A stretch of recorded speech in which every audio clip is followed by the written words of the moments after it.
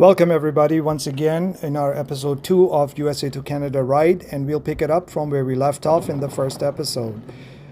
After lunch, we headed on to some of the back routes now to Salamanca, New York, which was our next destination for the night. And going through these roads is just the most serene experience, and Pennsylvania into New York has some of the best routes in the country and sceneries. However, the challenge is the other drivers, as you're about to see. That this driver saw us coming at a rapid speed, and it was generally about 50 miles an hour road, so he still decided to just come in front, and we really had to be watchful of that. However, as riders, we must be prepared, alert, and be able to tackle such challenges. You can do only what is in your control. We were more excited about the routes to come. As you can see, it had some of the most beautiful sceneries, including the bridges, rivers, and mountain passes, and some of the best back roads that had a variety of twisties, some of them very tight, some of them we were able to actually do at rapid paces, and we stayed calm, collected, and disciplined. The rider ahead of me and myself, when it got to real tight twisties, we really wanted to enjoy that. So, there was an understanding that, okay, you know what, we are going to go at it and have fun, as well as try to be safe as much as possible. And we did that very successfully. I thoroughly enjoyed this R1300 GS again. I must mention that this bike was a dream to ride on these roads, and I stopped missing K1600, which is an amazing bike in the twisties in its own right, with this experience. And then we make it a point to check with the other riders that everybody is doing okay, and everybody is in sight. So we had a really good run on this particular patch. And then we decided that the rider behind me should go ahead now, so he can have his time of fun. Then we wanted to stop by somewhere, and we came to this place which seemed like a motel or something, but when we stopped, man, did we get some looks. It was the most unwelcoming feeling. So we stopped there for a few seconds, I would say, if not a minute or so, just to discuss whether we should stop here or not. And then we realized that it was not a motel. It was some, place where people actually stayed permanently, and those were the residents, and they did not like us stopping, and very unwelcoming vibes were felt. So we decided to carry on. One of our fellow riders really yearning for a smoke break, so we stopped at this place now, and this was beer country out of nowhere in Pennsylvania. So then we decided to just have a quick discussion. I'll let you listen into this one.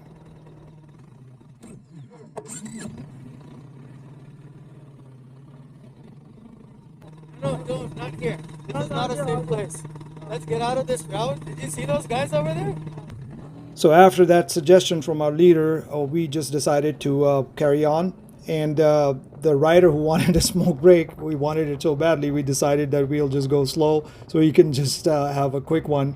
After that break, he just took off. He wanted to have some fun ahead of everybody else, so we let him. And that's what we were doing all along, that each person got a chance to go ahead and do his thing. And then we went through some gorgeous and beautiful small towns, which really highlighted the importance of simplicity in life. Going through these small towns is a serene experience, where you see the life is totally different from what we experience in big cities. And this also presented some of the really high quality back roads where the speed was high and the scenery was gorgeous. Sun was out, temperatures were really good. We saw a lot of other riders along the way. That meant that these routes are really famous. And then we stopped at this gas station to just fill up quickly before heading into more wilderness, because there were some remote areas that did not have much. And finally, we approached New York through back routes, and like everything else, this was a milestone, so we stopped by, took some pictures, and it was a brief stop where we just got a chance to stretch out a little bit, and then we headed back on. Now, This time I went ahead. Initially I wanted them to pass me, but then I saw a really great piece of the back road or patch, and I was like, okay, you know what, guys, just hang in there, let me have my own fun. And as I was doing, it was about the evening time, maybe like 6 p.m. or so, and I was just I just had this back feeling that, you know, deer might be around. And so once I started going, it was just not a very comfortable feeling. And sure enough, you know, I passed a truck, and as soon as I did, as you can see, a deer who had already crossed just turned back and came in front. So after that, I was like, you know what, I think my initial gut feeling was right, so I just thought I might just let them go, because that would keep me in check as well.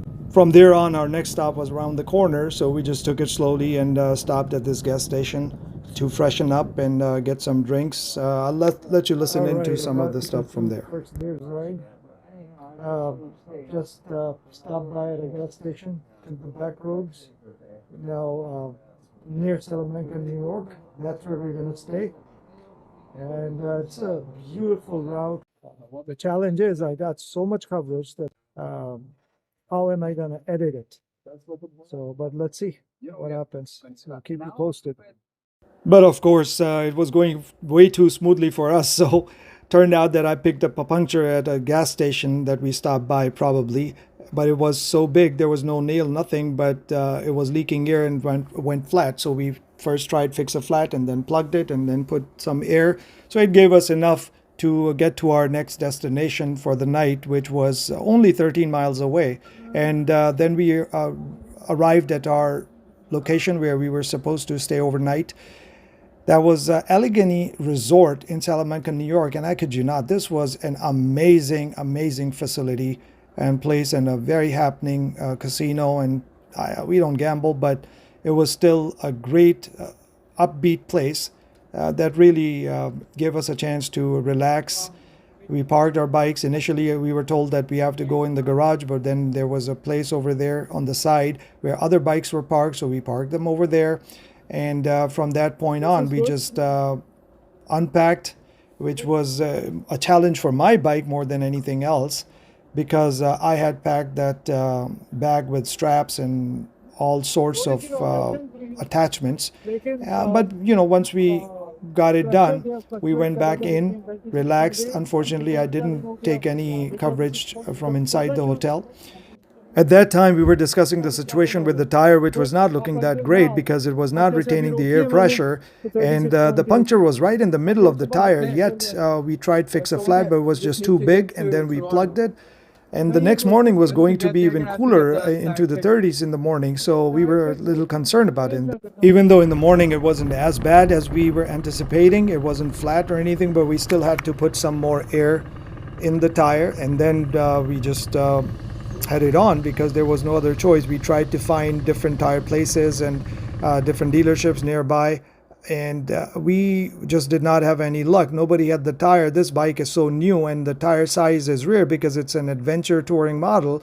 Generally, if you are just riding a cruiser or a sports touring bike or a sports bike or more common types, then it's much easier to find the tire. I just had 900 miles on the bike, so I really didn't want to change the tire if somebody could just fix the flat, but the puncture was so big that it seemed like we may not get away with it.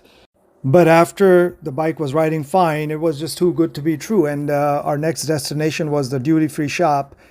And when we came out, it was flat again at the border, right at the border. So we had to plug it again, put the air in, and this time I was sure that I would have to replace the tire. Now, I don't want to take a chance on the ride back. And it was going to be a tougher ride because of the weather and things that are associated with that. So the next challenge was to find the tire in a timely fashion. And the struggles that we had in doing so will be covered in the next episode. However, we made it safely to our destination near Toronto. And then we had some fun over there. Did not make as much coverage in Toronto or the way back because it was just too much fun. And again, this was the trip that I realized I generally vlog almost everywhere I go, but with this particular experience, I enjoyed it so much that I was really not looking forward or finding opportunities specifically to waste time on anything else but experiencing the ride. Hopefully you enjoyed this video. Stay tuned for episode 3, which will conclude the trip. Please like, share, subscribe, and stay tuned for the next episode. Thank you.